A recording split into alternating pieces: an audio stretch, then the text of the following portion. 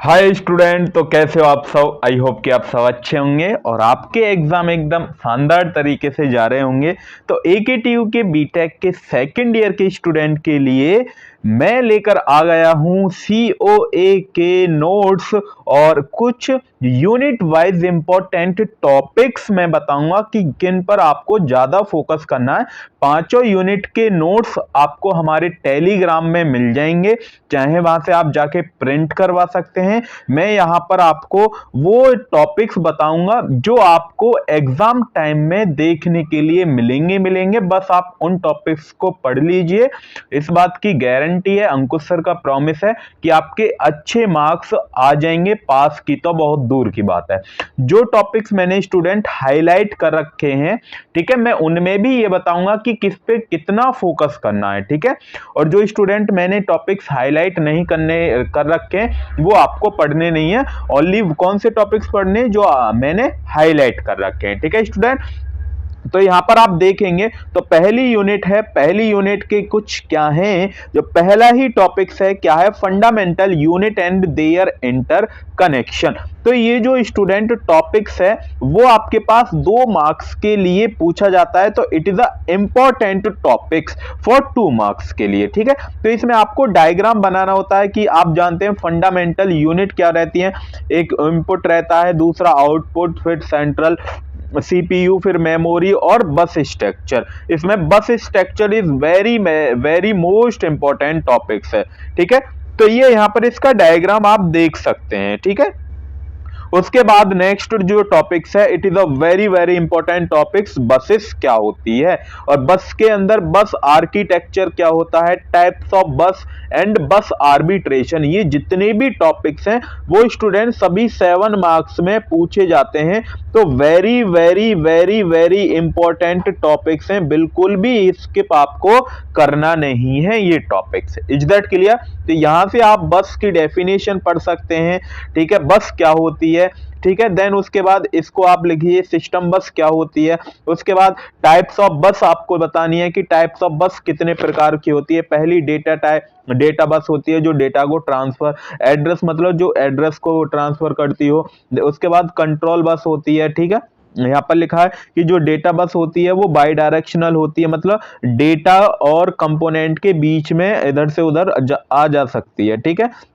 जैसे ही आप address bus पढ़ेंगे तो एड्रेस बस क्या होती है, यूनी डायरेक्शनल, मतलब एक ही डायरेक्शन में चलती है। बट यहाँ पर डेटा बस क्या रहती है, बाई डायरेक्शनल होती है। It is a very very important topic. Then उसके बाद तीसरा जो टाइप्स है वो आपके पास कंट्रोल बस आ जाता है जो कि बाई डायरेक्शनल होती है, ठीक है। तो सेम आप यहां से आप इन टॉपिक्स को प्रिपेयर कर सकते हैं। बस आपको पढ़ना कहां तक है, बस यहां तक आपको ये टाइप्स ऑफ बसेस पढ़ने ही पढ़ने हैं। इसके बाद नीचे की types, typical contour lines include, ये आपको नहीं पढ़ना है। देन जहां तक मैंने लाइन को ड्रॉ कर दिया वहां तक आपको पढ़ना है।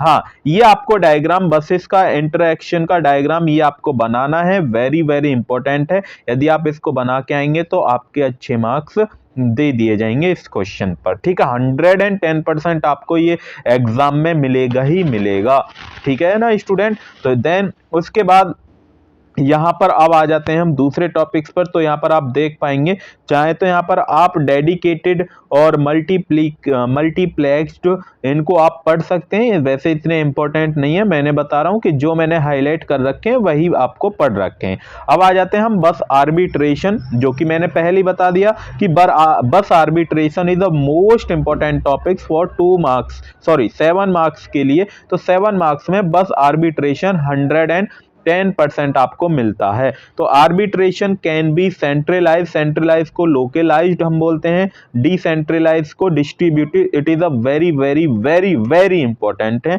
ठीक है, बिल्कुल भी स्किप मत करिए। तो यहाँ पर आप पढ़ सकते हैं कि ये क्या होते हैं। देन उसके बाद आपको पढ़ना कहाँ तक है, बस यहाँ तक, ठीक है। उसके बाद यहाँ तक आपकी बस आर्बिट्रेशन कंप्लीट हो जाती है। इसके बाद कुछ नहीं पढ़ना है आपको। हाँ, पढ़ना है, अब अगर आपके पास टाइम ज्यादा है तो आप पढ़ सकते हैं, बट आपका कल का एग्जाम है तो टाइम तो है नहीं आपके पास, तो ये बिल्कुल भी आप स्किप छोड़ सकते हैं। बस मैं आपको इंपॉर्टेंट टॉपिक्स बता रहा हूं कि ये टॉपिक्स आपको पढ़ने हैं एग्जाम टाइम से पहले पहले। उसके बाद बस आर्बिट्रेशन टेक्निक, ये यहाँ पर टेक्निक है, मतलब यहाँ पर ये डायग्राम बने हुए हैं, इनकी थ्योरी नीचे आएगी स्टूडेंट।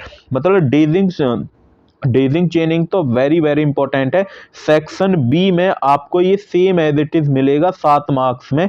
डेजी चेनिंग मेथड क्या होता है, तो ये डायग्राम आपको बनाना है, ठीक है। इसके बाद पोलिंग, इन दोनों में से एक, मतलब 3 है वैसे, 3 इनमें से तो 2 आपको 110% मिलेंगे। पॉसिबिलिटी है कि आपके पास ये आ जाए और दूसरा ये आ जाए, दोनों में से एक मिलता है। ये जो थर्ड वाला है वो कभी कभार आता है, बट आपको डायग्राम तीनों के ही याद करके जाने स्टूडेंट, ठीक है। तो यह यहाँ से आप प्रिपेयर कर सकते हैं। Is that clear? देन उसके बाद यहाँ पर मैंने बता दिया कि डेजिंग चेनिंग मेथड क्या होता है, ये सीरियल मेथड है। तो यहाँ पर ये थ्योरी लिखी हुई है, जो आपने ऊपर डायग्राम बनाया सेम उसके अकॉर्डिंग यहाँ पर थ्योरी। इसके आपको डिसएडवांटेज भी लिख कर आना है कि इसको हम क्यों यूज नहीं करते हैं, इसका क्या डिसएडवांटेज है, ठीक है। देन उसके बाद पोलिंग मेथड है। पोलिंग मेथड मतलब जो सेकंड वाला डायग्राम था वही, तो यहाँ पर आप इसकी थ्योरी देख पा रहे होंगे, तो ये थ्योरी है तो पढ़ सकते हैं आप इसको, ठीक है। इंडिपेंडेंट रिक्वेस्ट आर्बिट्रेशन टेक्निक, जो तीसरा वाला डायग्राम है वो इसकी यहाँ पर ये थ्योरी लिखी हुई है, तो आप इसको देख सकते हैं। तो यहाँ तक आपको वो 3 वेरी वेरी इंपॉर्टेंट हैं स्टूडेंट, बार बार पूछे गए हैं। डेजिंग चेनिंग और पोलिंग तो 110% पूछा गया है, तो बिल्कुल भी स्किप मत करिए प्लीज, ठीक है। उसके बाद ये आपको नहीं पढ़ना है, बस एंड मेमोरी ट्रांसफॉर्मेशन ट्रांसफर, तो ये आप स्किप कर सकते हैं, ठीक है।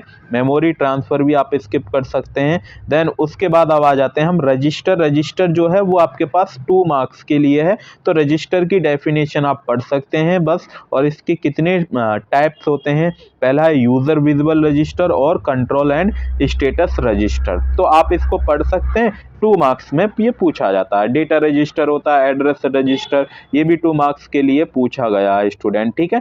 तो आप पढ़ना चाहें तो पढ़ सकते हैं, लेकिन जो 7 मार्क्स पे हैं वो तो बिल्कुल भी आपको स्किप नहीं करने। अब हम चलते हैं नेक्स्ट टॉपिक की तरफ। जो आपका नेक्स्ट टॉपिक है वो स्टूडेंट है यहाँ से है, ये रहा, process organization. Very very important है स्टूडेंट, 7 मार्क्स का अकेला ही क्वेश्चन है।